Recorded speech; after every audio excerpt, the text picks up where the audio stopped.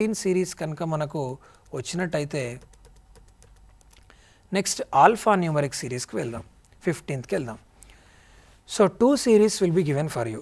ఇంతకుముందులాగా ఇక్కడ ఒక సిరీస్ ఇవ్వడం జరగదు, ఇక్కడ మీకు 2 సిరీస్ ఇవ్వడం జరుగుతుంది. అందులో మీరు identify the first series logic and apply the same for the next series. అంటే ఫస్ట్ సిరీస్లో మీరు లాజిక్ గుర్తించి నెక్స్ట్ సిరీస్కి మీరు అదే అప్లై చేయాల్సి ఉంటుంది. అయితే నెక్స్ట్ సిరీస్లో అన్ని నెంబర్లు మీరు ఫైండ్ అవుట్ చేయాల్సి ఉండదు. ఏదైతే అడిగాడో ఎగ్జామినర్ అదే మీరు ఫైండ్ అవుట్ చేయాల్సి ఉంటుంది. ఎగ్జాంపుల్ తీసుకోండి, 2, 7, 17, 37, 77. దీంట్లో మీరు లాజిక్ మీరు ఫైండ్ అవుట్ చేయగలిగిన అవసరం ఎంతైనా ఉంటుంది. ఆటోమేటిక్గా నెక్స్ట్ 3 ABCD. అయితే ఇక్కడ ABCD ఫైండ్ అవుట్ చేయాల్సిన అవసరం లేదు. అడిగింది ఏంటండి, then B equal to how much. అందరూ నోట్ చేసుకొని చూడండి లాజిక్ ఏమొస్తుందో.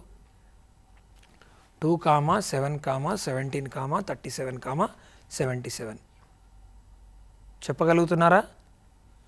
ఎస్, ఇది జామెట్రికో అరిథమెటిక్ సిరీస్.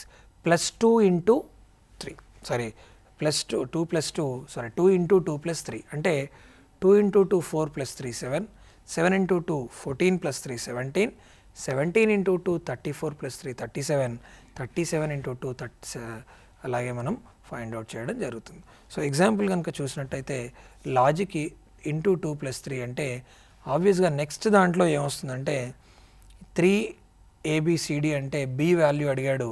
సో 3 × 2 + 3 9, మళ్ళీ 9 × 2 + 3 21.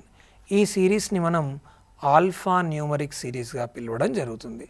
అంటే మొదటి సిరీస్లో ఏదైతే లాజిక్ మీరు ఫైండ్ అవుట్ చేస్తున్నారో అదే సిరీస్ని అదే లాజిక్ని యథావిధిగా రెండో దానికి కూడా అప్లై చేస్తే, if you apply the same logic whatever you are observing in the first series that is for the second series also, then you will easily get the answer for the required question. ఇది alphanumeric సిరీస్గా పిలవడం జరుగుతుంది. Next ఇదంతా కూడా మనం number series గురించి మాట్లాడుకున్నాం. ఇప్పుడు నంబర్ సిరీస్ని పోలిన అంశమే లెటర్ సిరీస్గా పిలవడం జరుగుతుంది. అందరికీ ABCDలు Z వరకు వచ్చా అండి? వచ్చు, కానీ ఒకటి మాత్రం కష్టం. ఫర్ ఎగ్జాంపుల్ 10th లెటర్ ఏంటి అని అడుగుతా, చెప్పగలుగుతారా? కొంతమంది చెప్తున్నారు, శభాష్. మిగిలిన వాళ్ళందరూ కూడా ఏ నెంబర్కి ఏ లెటర్ వస్తుందో చెప్పే పరిస్థితులలో ఉండాలి. ఉన్నట్టయితే టక్కున మనం ఆన్సర్ కోట్ చేసే అవకాశం ఎంతైనా ఉంటుంది. సో లెటర్ సిరీస్లో ముఖ్యంగా మనం నేర్చుకోవాల్సిన అంశాలు ఏంటివో చూద్దాం. టిప్స్ చూసినట్టయితే, find if the numbers of the letters between the 2 consecutive letters are the same. అంటే తొలుత మీరు గమనించాల్సిన అంశం ఏంటంటే, ఏవైతే 2 లెటర్స్ ఉన్నాయో వాటి మధ్య రిలేషన్షిప్ ఏంటి అనేది చూడాలి. అది కనుక సేమ్ ఉన్నట్టయితే ఆబ్వియస్గా మీరు నెక్స్ట్ జరిగేటప్పుడు కూడా అదే ఫాలో అవ్వడం జరుగుతుంది. సో ఫస్ట్ మీరు రాసుకోండి, find if the numbers of letters between the 2 consecutive letters are same. Next కనుక చూసినట్టయితే, find if the difference between their positions in English alphabet is the same. Difference between their positions మీకు తెలియాలి అంటే ఖచ్చితంగా ఏ నెంబర్కి ఏ letter వస్తుంది అనేది తెలియాల్సిన ఆవశ్యకత ఉంది. నెక్స్ట్ చూసినట్టయితే, find if the numbers of letters between them are increasing. అంటే నంబర్స్ బిట్వీన్ దెమ్ ఆర్ ఇంక్రీజింగ్లో ఉన్నాయా, లేదైతే కాన్స్టెంట్గా ఉన్నాయా, లేదైతే తక్కువగా అంటే డిక్రీజ్ అవ్వకుంటూ ఉన్నాయా అనే అంశాన్ని కూడా మనం లెటర్ సిరీస్లో జాగ్రత్తగా గమనించాల్సిన అవసరం ఉంటుంది. So find if the numbers of letters between the 2 consecutive letters are same, find if the difference between their positions in English alphabet is same, and the last thing you have to find is what, sir? Find if the numbers of letters between them are increasing. So ఇలాంటి టిప్స్ని కనుక మనం జాగ్రత్తగా note చేసుకున్నట్టయితే letter series find out చేయడం పెద్ద కష్టతరం ఏమీ కాదు. నెక్స్ట్ చూసినట్టయితే, to solve letter series problems we have to assign numbers 1 to 26 to the letters in the alphabetical order. ఏవైతే ABCD అప్ టు Z ఉన్నాయో వాటికి 1 నుంచి 26 వరకు మనం నంబర్స్ ఇవ్వడం జరుగుతుంది. అలాగే in some problems we assign the numbers in the reverse order. కొన్ని ప్రాబ్లమ్స్ మీ లాజికల్ తార్కిక శక్తిని పరీక్షించడానికి రివర్స్ ఆర్డర్లో కూడా అడగడం జరుగుతుంది. సో మనం దానికి ఎలా సంసిద్ధులమై ఉండాలండి? A to Z 1 to 26 ఎలా అయితే చెప్తున్నామో మళ్ళీ ఏ నుంచి 26 జెడ్ వరకు 1 కూడా రివర్స్ ఆర్డర్లో కూడా చెప్పగలగాలి. In what way we are telling from A to Z as 1 to 26, in the same way we have to assign for A 26 and B 25. We should proceed up to Z and we have to assign the value of Z as 1. So అలా రెండు రకాలుగా రెండు వైపులా కనుక మన కత్తి పదునుంటే ఇటువంటి problems చేయడం పెద్ద కష్టతరమేమీ కాదు. In some problems we assign the numbers in the reverse order. అదే ఇప్పుడు మనం చెప్పుకుంది ఏంటంటే రివర్స్ ఆర్డర్లో వచ్చేటివి కూడా మనం తెలుసుకున్నట్టయితే మనకు చాలా బెనిఫిట్గా ఉంటుంది. ఇది చూసినట్టయితే ఏబిసిడిని కనుక గమనించినట్టయితే ఏబిసిడిని 26 వరకు రాసి మళ్ళీ అలాగే ఏ నుంచి 26 వరకు లెటర్స్ రాయడం జరుగుతుంది. అలా రాసినట్టయితే మనకు ఈజీగా వాల్యూస్ అనేది రావడం జరుగుతుంది. ఇప్పుడు లెటర్ సిరీస్లో ఎన్ని రకాలుగా మోడల్స్ ఉన్నాయో చూద్దాం. లెటర్ సిరీస్ మోడల్స్ కనుక మనం జాగ్రత్తగా గమనించినట్టయితే ఫస్ట్ ఏక లెటర్ సిరీస్ అంటే 1 లెటర్ సిరీసే మిమ్మల్ని అడగడం జరుగుతుంది. 1 లెటర్ సిరీస్ మిమ్మల్ని అడిగినప్పుడు ఏం అడుగుతారు జనరల్గా? ఏ, డి, జి, జే.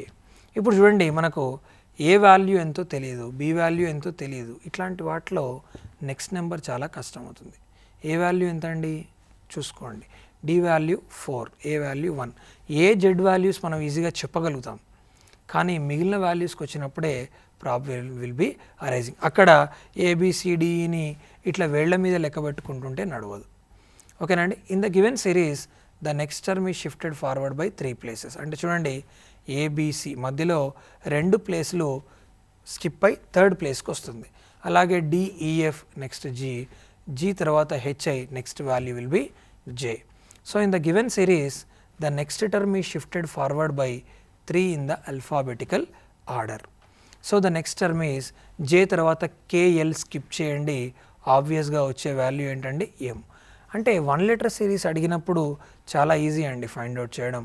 అయితే ఇక్కడ ఎన్ని లెటర్స్ స్కిప్ అవుతున్నాయి మధ్యలో అనేది కూడా జాగ్రత్తగా మనం పరిశీలించాల్సిన అవసరం ఎంతైనా ఉంటుంది. ఇప్పుడు ఉదాహరణకు ఇదే రివర్స్లో నేను అడిగాను అనుకోండి, జేజీడిఏ అని అడిగితే అప్పుడు పరిస్థితి ఏంటండి? అప్పుడు 26th లెటర్ మనం ఏదైతే జెడ్కి ఇచ్చామో 27th లెటర్ మళ్ళీ ఏ నుంచి రావడం జరుగుతుంది. ఇది మనం ఎగ్జాంపుల్స్లో నేను మీకు చూపిస్తాను. 27th అంటే ఒక సిరీస్, ఒక సైకిల్లో మనకు అయిపోయినప్పుడు 1 to 26 పూర్తయిన తర్వాత మళ్ళీ 27 నుంచి ఏ వాల్యూస్ 28B, 29C అలా తీసుకోవడం కూడా జరుగుతుంది. అయితే అంత కాంప్లికేటెడ్గా మిమ్మల్ని అడగకపోవచ్చు, కానీ దానికి కూడా మనం ప్రిపేర్ అయి ఉంటే మనకు ఫ్రూట్ఫుల్గా రిజల్ట్ ఉంటుంది. కాలర్ లైన్లో ఉన్నారండి. Hello hello hello sir. చెప్పండి. జనరల్ అవేర్నెస్ ఏ బుక్స్ వాడాలి సార్? జనరల్ అవేర్నెస్కి ప్రత్యోగిత దర్పణ్ రాసుకోండి. చెప్పండి. ప్రత్యోగిత దర్పణ్, ఓకే సార్. తర్వాత మనోరమ ఇయర్ బుక్.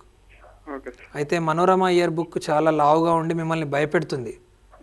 సో కాబట్టి ఆ పుస్తకం రెఫరెన్స్ కోసం పెట్టుకొని ప్రత్యోగిత దర్పణ్కి మాత్రం ప్రతి నెల మ్యాగజైన్ తీసుకొని చదవండి.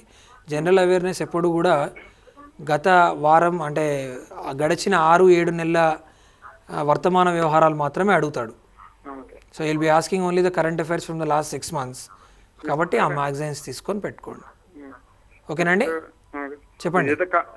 విజేత కాంపిటీషన్ బాగుంటుంది సార్, ఉద్యోగం సోపన్ బాగుంటుంది సార్?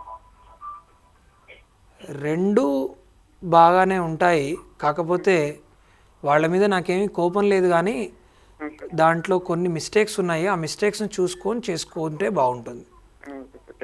సో అది కనుక మనం చేసుకున్నట్టయితే, ఎందుకంటే ఉద్యోగ సోపానం విజేత కాంపిటీషన్స్ వాళ్ళు చాలామంది పిల్లలు చదువుతున్నారు, మంచి మెటీరియల్ ఇచ్చారు, కానీ కొన్ని వాళ్ళు ప్రింటింగ్ మిస్టేక్స్ని చూసుకోలేదు. అంటే ఇప్పుడు కరెంట్ అఫైర్స్ ఎప్పుడు కూడా పాతవి అప్డేట్ చేసుకోలేదనుకోండి, మనకు చాలా ప్రాబ్లం అరైజ్ అవుతుంది. ఇప్పటికీ రాష్ట్రపతి అబ్దుల్ కలాం అంటారా అండి? అనలేం. సో అవి కొన్ని పుస్తకాలలో చాలా తప్పులు దొరికినాయి. అవి మీరు జాగ్రత్తగా గమనించుకుంటే మీకు ఆ పుస్తకాలైనా బాగానే ఉంటుంది. సో చూసినట్టయితే 1 లెటర్ సిరీస్ చూసినట్టయితే the next number is M. Next 2 letter సిరీస్కి వద్దాం. 2 లెటర్ సిరీస్లో 2 లెటర్ పేరుని బట్టే ఉంటుంది అది. 2 లెటర్ సిరీస్ చూసినట్టయితే ఏడిసిజి ఈజే జిఎం అని అడగడం జరుగుతుంది. అంటే in the given series the first letter is shifted forward by 2 and the second letter is shifted forward by 3 places in the alphabetical order. ఏమీ లేదండి ఇందులో కూడా. ఏడి మధ్యలో ఎన్ని లెటర్స్ స్కిప్ అయ్యాయి? 2. సిజీ మధ్యలో డిఈఎఫ్ 3. ఈజే మధ్యలో ఎఫ్జిహెచ్ఐ 4. జిఎం మధ్యలో జిహెచ్ఐజేకేఎల్ఎం. సో అంటే 2, 3 అలా అలా అలా మిస్ అవ్వకుంటూ జరుగుతుంది. మళ్ళీ ఏసిఈజీ అంటే ఫస్ట్ నంబరే లెటరే గమనిస్తే ఏసిఈజీ గమనిస్తే ఆటోమేటిక్గా నెక్స్ట్ ఏమొస్తుందండి? హెచ్ స్కిప్ అయ్యి ఐ వస్తుంది. ఐ తర్వాత 7 లెటర్స్ మిస్ అయితే పి వస్తుంది. అంటే 2 లెటర్స్ మధ్యలో కూడా లాజిక్ ఏంటి, తర్వాత నెక్స్ట్ సిరీస్కి కూడా లాజిక్ ఏంటి అనేది మనం ఫైండ్ అవుట్ చేయాల్సిన ఆవశ్యకత ఎంతైనా ఉంటుంది. ఇది చాలా ఈజీ అండి ఒకసారి కనుక మనకు ఆన్సర్ కనుక లభించినట్టయితే. Next 3 letter series. 2 letter series ఎలా అయితే చూసామో 3 లెటర్ సిరీస్ కూడా అలాగే చూస్తున్నాం. A B C, C E F, E H I, G K L. A B C మధ్యలో ఎటువంటి డిస్టర్బెన్స్ లేదు, కానీ సిఈఎఫ్ మధ్యలో ఒక డిస్టర్బెన్స్ ఉంది. ఏమైంది? అది డి అనేది మిస్ అయింది. ఈహెచ్ఐ, ఎఫ్జి 2 మిస్ అయ్యాయి. జీకేఎల్, హెచ్ఐజే 3 మిస్ అయ్యాయి. అంటే నెక్స్ట్ ఆటోమేటిక్గా ఎన్ని మిస్ అవుతుందండి? సెకండ్ నెంబర్కి ఫస్ట్ నెంబర్కి 4 మిస్ అవుతుంది. So next number will be I N O. So ఇలా మనం చూసుకుంటూ వెళ్ళినట్టయితే సార్ ఐ ఎందుకు వస్తుంది మళ్ళీ మీరు అడగొచ్చు. ప్రతి ఫస్ట్ లెటర్ కనుక చూసినట్టయితే ఫస్ట్ ఏ ఉంది, నెక్స్ట్ సి ఉంది, నెక్స్ట్ ఈ ఉంది, నెక్స్ట్ జీ ఉంది. అంటే ఒక్కొక్కటి స్కిప్ అవ్వకుంటూ వస్తుంది. సో ఆబ్వియస్గా నెక్స్ట్ ఐ వస్తే అంటే జీ తర్వాత హెచ్ స్కిప్ అయితే ఐ ఉంటుంది. ఐ తర్వాత మళ్ళీ 4 లెటర్లు ఐజేకేఎల్ఎం 4 లెటర్లు మిస్ అయితే తర్వాత 2 లెటర్స్ని సీక్వెన్స్గా రాయడం జరుగుతుంది. నెక్స్ట్ అనాలజీ చూద్దాం. చివరగా చిన్న అంశమే, ఈజీ అంశమే. నంబర్ సిరీస్, లెటర్ సిరీస్ వస్తే అనాలజీ పెద్ద కష్టమేమీ కాదు, కానీ దానికంటూ ఒక డిపార్ట్మెంట్ ఉంది కాబట్టి మళ్ళీ దాన్ని కూడా ప్రత్యేకంగా చర్చించుకోవాల్సిన ఆవశ్యకత ఉంది. అనాలజీలో నేను లెటర్ అనాలజీ డిస్కస్ చేస్తున్నాను. చూడండి. The letters in the questions follows a logic that is based on some arithmetic rules. In that find the rule or logic in one part of the question and apply the same logic to the second part of the question. అంటే ఒక logic కనుక మనకు వచ్చినట్టయితే అదే లాజిక్ని మనం second పార్ట్కి apply చేయడం జరుగుతుంది. Letter in the questions follows a logic that is based on some arithmetic rules.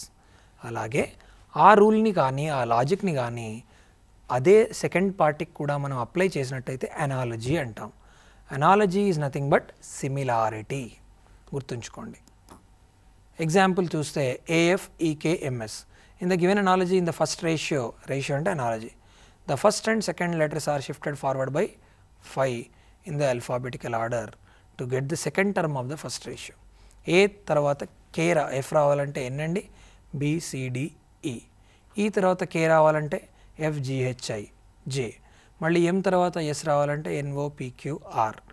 Next ఏమొస్తుందండి? RX వస్తుంది. అంటే ఎలా వస్తుంది sir?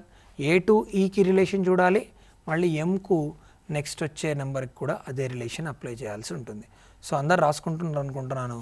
AF is to E K is M S is to dash. అంటే ఏఎఫ్కి ఈకే ఎలా అయితే అనాలజీగా ఉందో ఎంఎస్కి ఏది అనాలజీగా ఉంటుంది. చూడండి, ఏ నుంచి ఈ కనుక గమనించినట్లయితే మధ్యలో బీసీడీ మిస్ అయింది.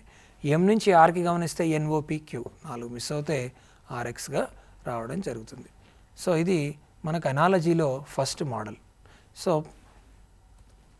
అనాలజీ సిరీస్లు కనుక మనం జాగ్రత్తగా గమనించినట్టయితే నెక్స్ట్ వచ్చే ఎగ్జాంపుల్స్ చేయడం సులభతరంగా చేయడం జరుగుతుంది.